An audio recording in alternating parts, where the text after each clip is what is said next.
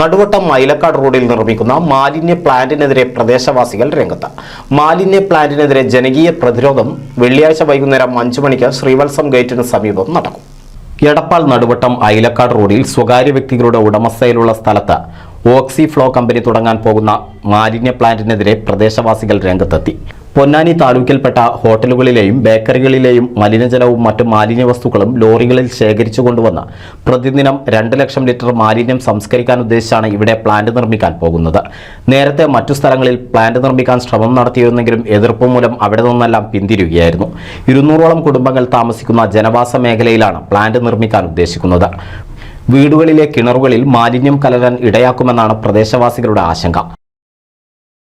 മാലിന്യ സംസ്കരണ പ്ലാന്റ് പൊന്നാനി താലൂക്കിലെ ഹോട്ടലുകളിലെയും ബേക്കറികളിലെയും മലിനജലവും മാലിന്യ വസ്തുക്കളും ലോറികളിൽ ശേഖരിച്ച് കൊണ്ടുവന്ന് നിറക്കുന്നതാണ് ഈ പ്ലാന്റ്.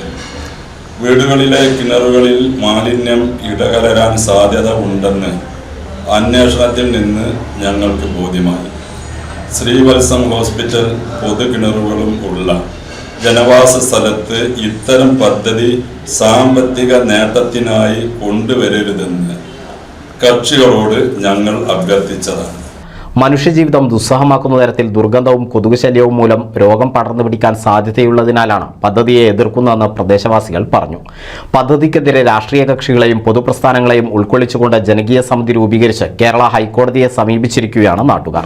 WPCC 27-674/2024 നമ്പറായി ഹൈക്കോടതി രജിസ്റ്റേർഡ് ചെയ്ത ഒരു കേസ് നിലവിൽ നിൽക്കുക. ആ കേസ് മലപ്പുറം ജില്ലാ collector, pollution control, panchayat secretary തുടങ്ങി ഈ പ്ലാന്റ് തുടങ്ങുന്ന ഹനീഫ, ഈ ഭൂമിയുടെ ഉടമസ്ഥർ, ഇവർക്കെല്ലാവർക്കും ഹൈക്കോടതി നോട്ടീസ് അയച്ചിട്ടുണ്ട്. ഈ നോട്ടീസ് കൈപ്പറ്റിയുടെ ഗവൺമെൻറ് ഏജൻസി അവരുടെ വക്കീലന്മാർ ഹാജരായിക്കൊണ്ട് ഒക്ടോബർ 6-ാം തീയതി കോടതിയിൽ ഹാജരായി ഇതിന് വിശദീകരണം നൽകാൻ വേണ്ടി കത്തിരിക്കുക.